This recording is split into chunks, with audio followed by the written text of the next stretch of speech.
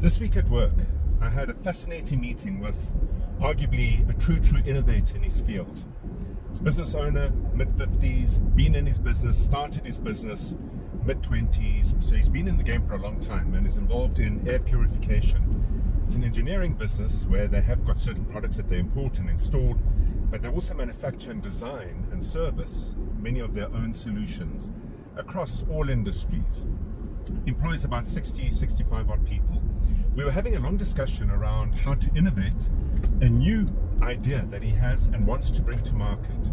It falls in line beautifully with all the climate change legislation, and I think over a period of time there's going to be a deep and profound focus on particulate matter in air emissions, which is the problem he solves, and he solves it definitively with empirical studies.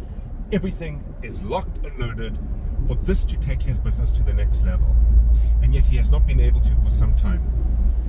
Obviously, we then spoke about the reasons why, and what was very apparent was that every time he began new initiatives, he found himself being pulled back into the daily, weekly, monthly operational activities of the business. And it got me thinking about a few things.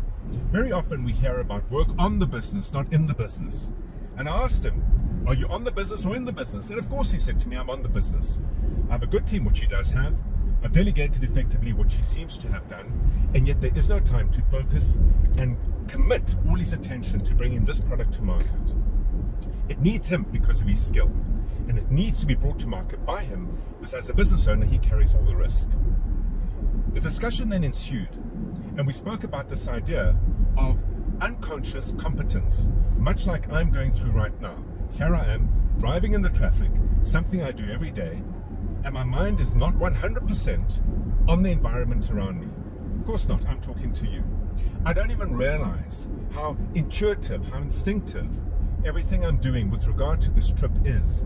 Keeping a safe distance on the road, driving sensibly on the road, looking behind every now and then, making sure that I'm driving responsibly, sensibly. Very often, for most of us, we operate our businesses that way too. So we did a deep dive into understanding what activities he performs on a daily, weekly, monthly basis.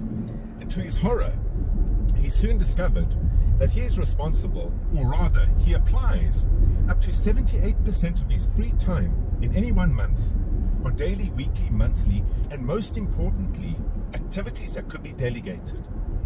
We're going through a process now to get that right by positioning the business effectively, building a proper solid system of delivery behind it, and getting his team on board to take his time away from monthly operations so that he, as the innovator, the leader, the driver of the business, to get it to its next level, can bring this new product to market.